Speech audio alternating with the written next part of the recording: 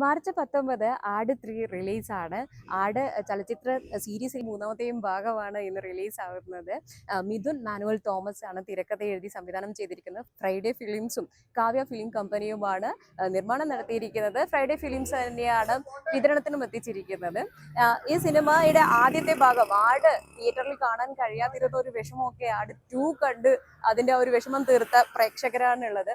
അപ്പോൾ ആട് 3 വരുമ്പോൾ എങ്ങനെയാണ് പ്രേക്ഷകരുടെ ഒരു സ്വീകരണം, എത്രത്തോളമാണ് സിനിമ ഇഷ്ടപ്പെട്ടതെന്നൊക്കെ ഒന്ന് നമുക്ക് അറിഞ്ഞു വരാം.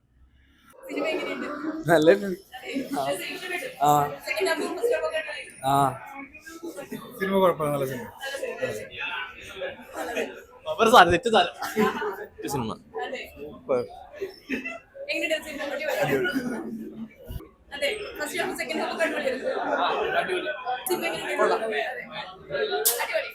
കൊള്ളാം, നല്ല പടം. പണ്ടത്തെ ഒരു ഫീല് കിട്ടിയെന്ന് വെച്ചാൽ സെക്കൻഡ് ഹാഫിൽ കിട്ടി. ഫസ്റ്റ് ഹാഫിൽ അങ്ങനെ ശരിയായ രീതിയിൽ നമുക്ക് അങ്ങനെ ഇതാവുന്നില്ല. പിന്നെ ഷാജിപ്പാപ്പന്റെ BGM-ന്റെ ഒരു കുഴപ്പമുണ്ടായി. ആ BGM കൊണ്ടാണ് കുറെ ആൾക്കാർ വന്നിട്ടെടുത്തേക്ക്.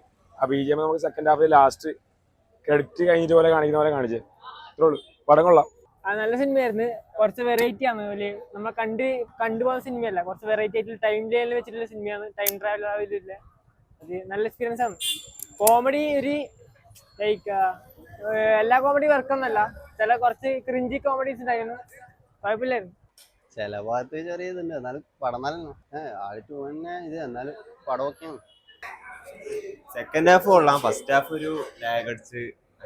സെക്കൻഡ് ഹാഫ് രസം.